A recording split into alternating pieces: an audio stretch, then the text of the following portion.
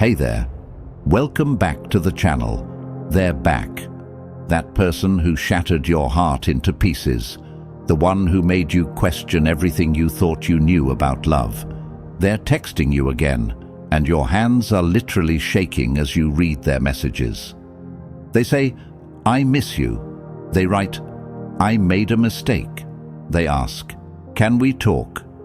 And suddenly, all those sleepless nights come flooding back.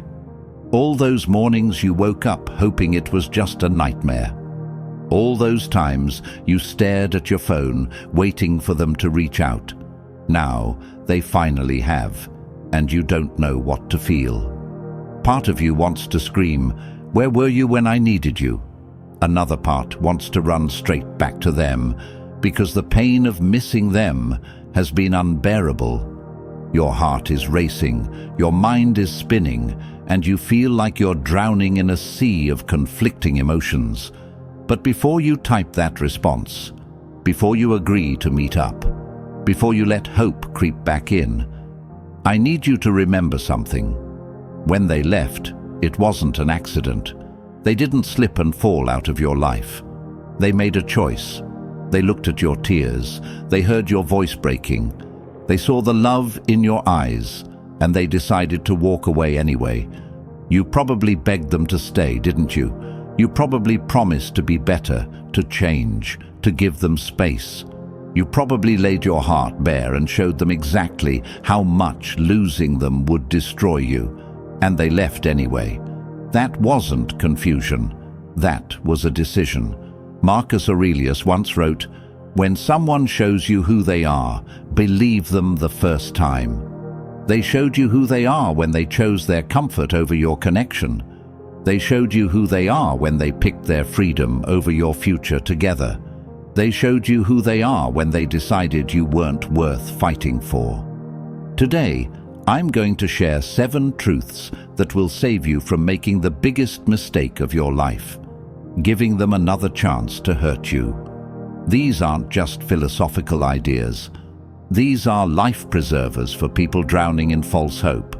By the end of this video, you'll understand why their return isn't the answer to your prayers. It's a test of everything you've learned about your own worth. If they've been trying to come back and you're feeling torn between your heart and your head, write, "I survived you once, I don't need you twice" in the comments. Because that's exactly what we're going to learn to believe. Number 1. They left when your heart was wide open. Do you remember the exact moment they told you it was over? I bet you do. It's burned into your memory like a scar. Maybe you were having dinner together and everything felt normal. Maybe you were lying in bed next to them, feeling safe and loved. Maybe you had just told them about your day, completely unaware that they had already decided to end yours.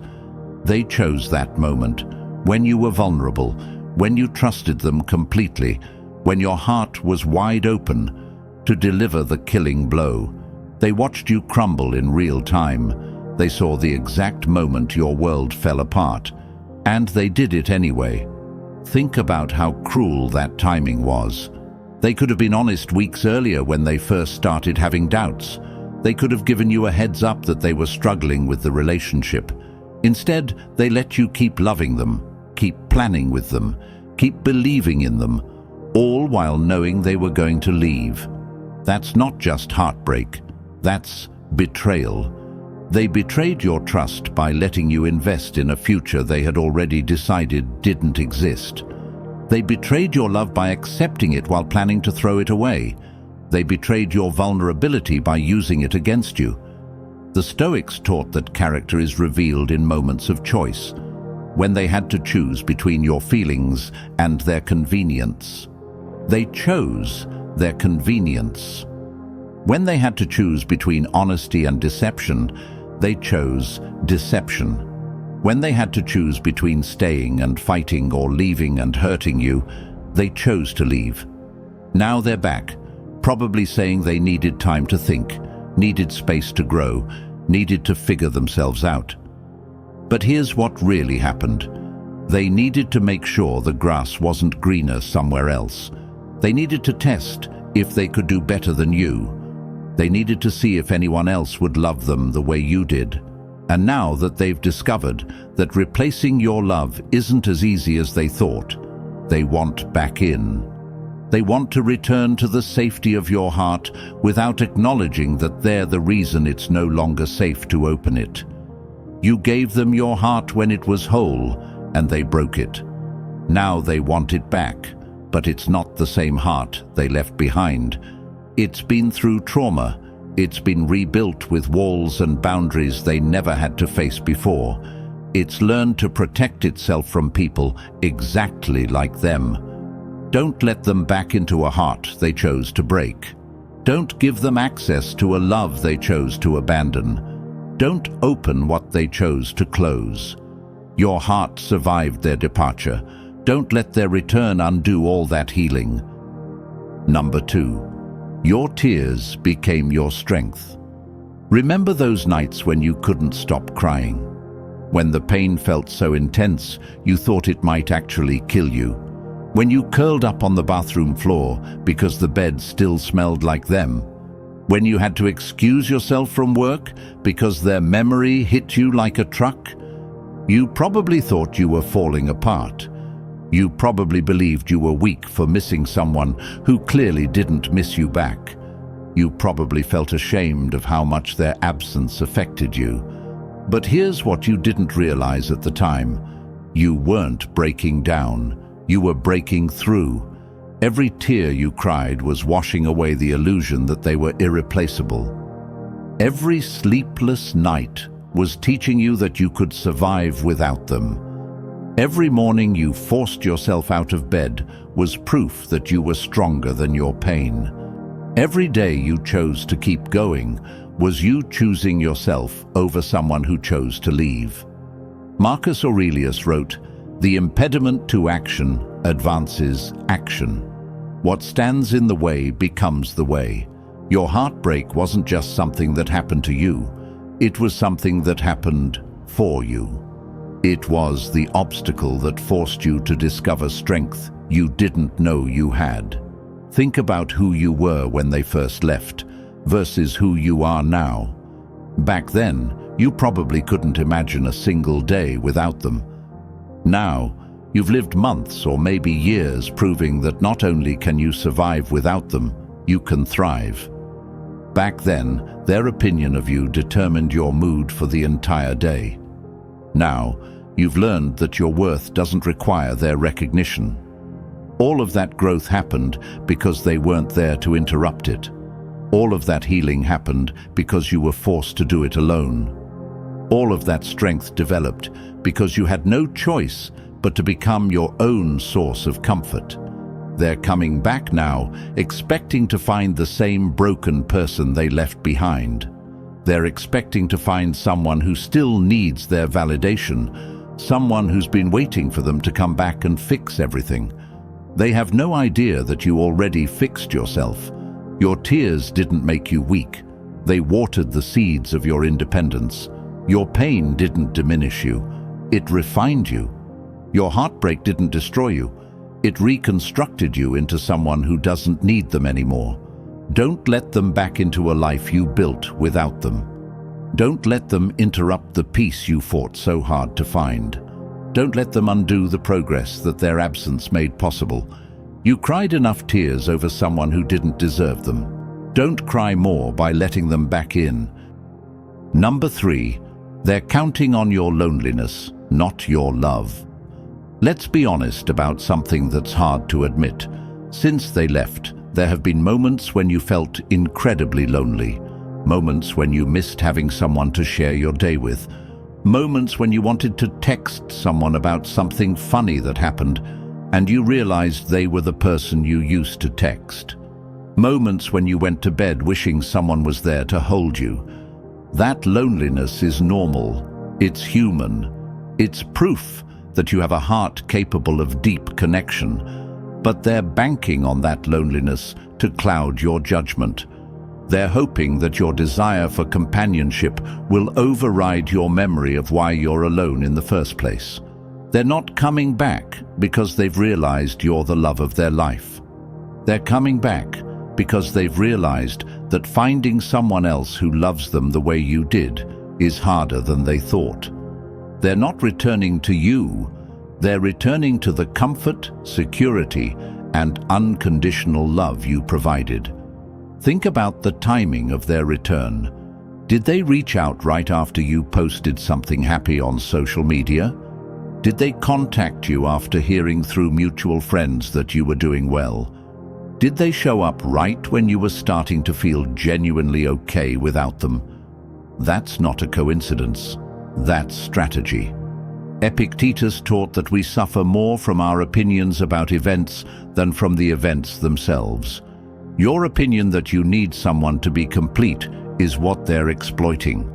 But you've already proven that opinion is wrong. You've been complete this entire time. You just forgot because you were so used to sharing your completeness with them. They're offering you a solution to a problem you've already solved. You were lonely, but you learned how to enjoy your own company. You missed having someone to talk to, but you discovered the peace of your own thoughts. You wanted someone to share experiences with, but you found joy in experiencing life on your own terms. Your loneliness was temporary, but your growth is permanent.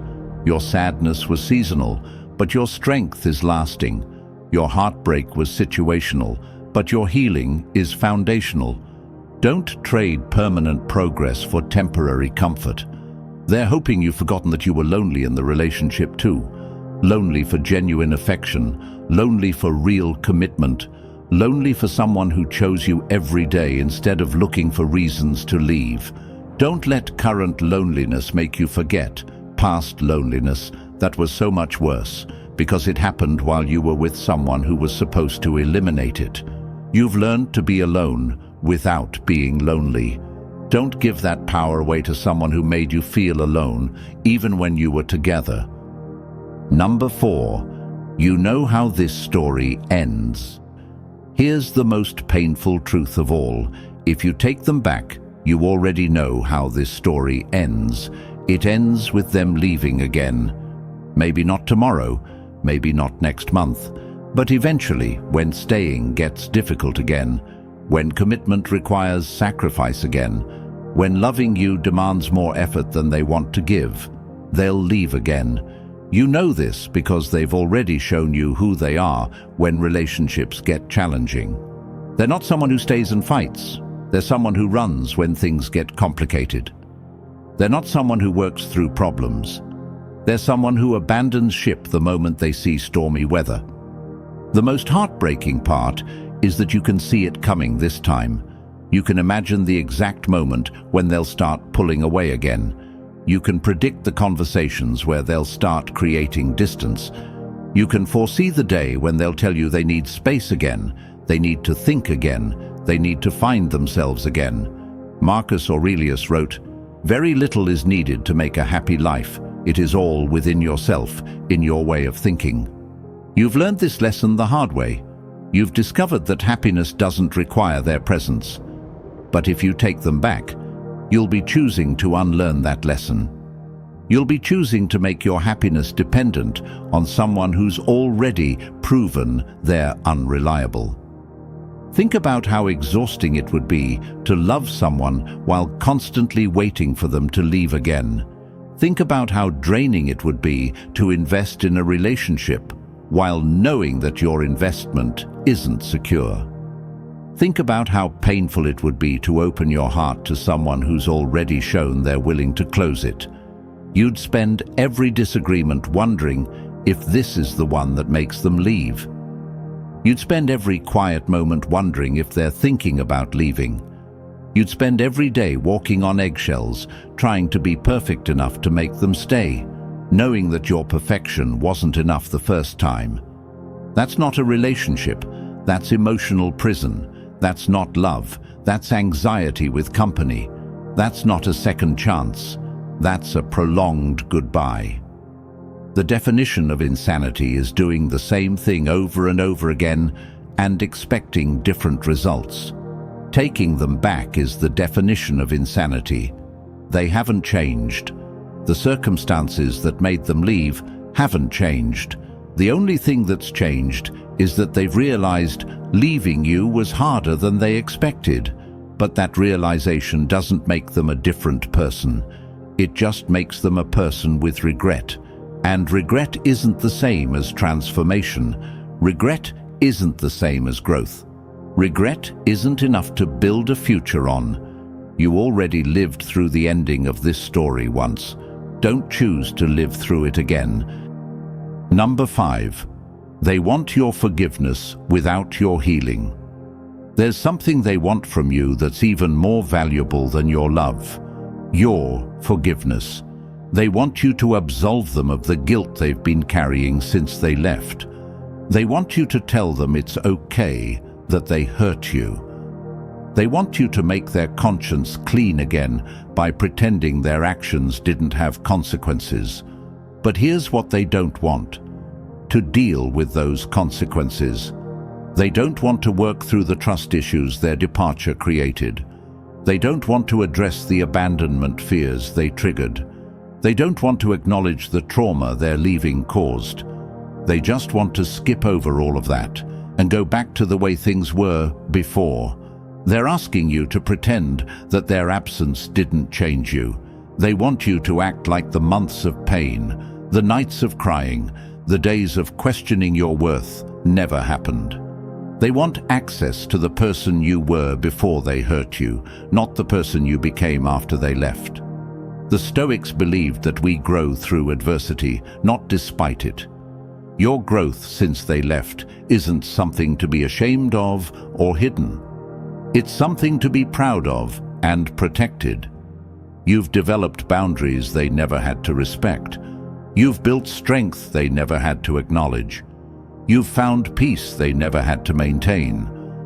But if you take them back without making them accountable for the healing you had to do in their absence, you're essentially telling them that their actions had no consequences. You're teaching them that they can hurt you and face no real repercussions. You're showing them that your pain doesn't matter as long as they eventually decide they want you back. Real accountability looks like them understanding the depth of damage their leaving caused. It looks like them taking responsibility for the trauma they created. It looks like them proving through consistent actions over a long period of time that they've genuinely changed. It looks like them earning back your trust instead of expecting it to be automatically restored. But they don't want to do that work. They want the benefits of your forgiveness without the effort that forgiveness requires. They want the comfort of your love without the commitment that love deserves. They want the security of your presence without the reliability that presence needs. Seneca wrote, "Every new beginning comes from some other beginning's end." Your healing was a new beginning that came from the end of your relationship with them. Don't let them interrupt that beginning. Don't let them undo that healing. Don't let them convince you that your growth was unnecessary because they've decided to come back. Your healing happened for a reason. Your growth served a purpose. Your strength developed out of necessity. Don't abandon the lessons you learned just because the teacher who taught them wants back into your classroom. Number 6. Your peace is more precious than their presence. Since they left, you've discovered something beautiful. Peace. Real, genuine, uninterrupted peace. You wake up without anxiety about their mood. You go to sleep without wondering if they still love you. You make plans without worrying if they'll cancel. You exist without constantly monitoring someone else's emotional temperature. This peace didn't come easily. You fought for it. You cried for it. You struggled for it. You earned it through months of healing, growing, and learning to love yourself. It's not just the absence of drama. It's the presence of genuine contentment with your life as it is. Now they want back in, and they're asking you to trade that peace for their presence. They're asking you to give up the calm you've cultivated for the chaos you remember. They're asking you to exchange your serenity for their uncertainty. Marcus Aurelius wrote, "You have power over your mind, not outside events. Realize this, and you will find strength. Your peace comes from within, not from them. It's not dependent on their approval, their presence, or their love. It's something you created and something you can protect. Think about what your life looks like now. You make decisions based on what's best for you, not what will keep them happy. You spend your energy on things that fulfill you, not on managing their emotions. You sleep soundly because your conscience is clear, not because you've exhausted yourself trying to be perfect for someone else. That peace is priceless. It's the foundation of everything good in your life now. It's what allows you to love yourself, to trust your judgment, to feel confident in your decisions. It's what makes you attractive to people who deserve your love and repulsive to people who want to exploit it. If you let them back in, you'll be trading your peace for chaos. You'll be trading your certainty for anxiety. You'll be trading your self-respect for their validation. You'll be trading the beautiful life you've built for the painful life you escaped. They're not offering you peace in return. They're offering you the same emotional roller coaster you rode before, the highs of their attention mixed with the lows of their inconsistency. They're offering you the same uncertainty that made you question everything about yourself. They're offering you the same drama that stole your sleep and your sanity. Your peace isn't just a feeling. It's proof that you've learned to love yourself. It's evidence that you've grown beyond needing external validation.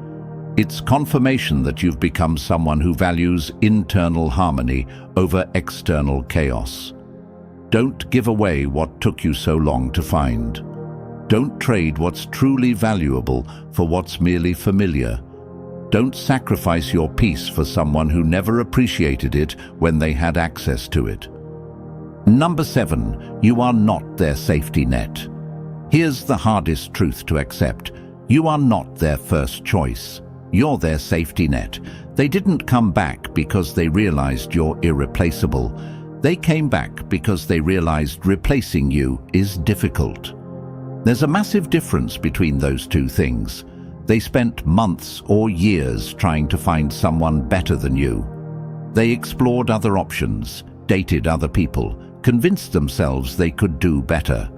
They only came back when those other options didn't work out, when they realized that what you gave them isn't easy to find elsewhere. You're not their soulmate. You're their backup plan. You're not the love of their life. You're the love that's convenient for their life right now. You're not their destiny. You're their default when their first choices don't work out. Think about how that feels. Really think about it. They didn't wake up one day missing your laugh, your smile, your heart. They woke up one day realizing that finding someone else who would love them unconditionally, support them consistently, and forgive them repeatedly was harder than they thought. Epictetus taught that no one can hurt you without your permission. When you accept being someone's backup plan, you're giving them permission to hurt you again. You're telling them that your worth is negotiable, that your love is dispensable, that your heart is available whenever it's convenient for them. You deserve to be someone's first choice, not their last resort. You deserve to be with someone who chooses you when they have other options, not someone who only chooses you when their other options are exhausted. You deserve someone who comes to you because they can't imagine life without you, not because they tried life without you and realized it was harder than expected. The person who truly loves you will never make you feel like a backup plan. They'll make you feel like their only plan. They won't come back to you after testing other waters.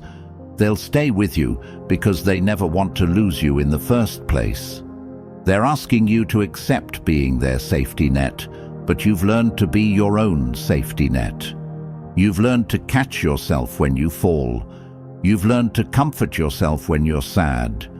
You've learned to celebrate yourself when you succeed. You don't need to be anyone's backup plan because you've become your own primary plan. The most powerful thing you can do is refuse to be someone's consolation prize. Refuse to be the person they settle for when they can't have who they really want. Refuse to be the safe choice for someone who sees you as predictable rather than precious. You are not a safety net. You are not a backup plan. You are not a consolation prize. You are the main event in your own life, and anyone who doesn't see that doesn't deserve access to that event. If you've made it this far, your heart already knows what your head is trying to tell you. They hurt you on purpose when they left, and taking them back would be hurting yourself on purpose. You've survived their absence, discovered your strength, and built a life that doesn't require their presence to be beautiful. Their return isn't a gift, it's a test. It's testing whether you've truly learned your worth or if you're still willing to settle for less than you deserve. It's testing whether you'll choose your peace or their presence. It's testing whether you'll honor your growth or abandon it for false hope. The 7 truths I've shared aren't just ideas, they're lifelines. Hold on to them when they try to convince you that this time will be different. Remember them when nostalgia tries to rewrite the history of why they left. Use them when your lonely heart tries to override your wise mind. Right now, write this in the comments. I choose the love that stayed my own. Make that declaration. Mean it. Live it. If this video helped you see that their return is not the blessing you thought it would be, if it helped you understand that you've outgrown the need for their validation, then share it with someone who might be facing the same crossroads. Subscribe for more content about choosing yourself, protecting your peace, and never settling for love that leaves. Because you've already proven you can live without them. Now prove you can thrive without them. Remember, they left when you needed them most, but you stayed with yourself through everything. They chose uncertainty over your love, but you chose growth over their chaos. They decided you weren't worth staying for, but you've proven you're worth everything to yourself. Don't let someone who treated your heart like a revolving door convince you to unlock it again. Don't let someone who saw your love as optional make you forget it's essential.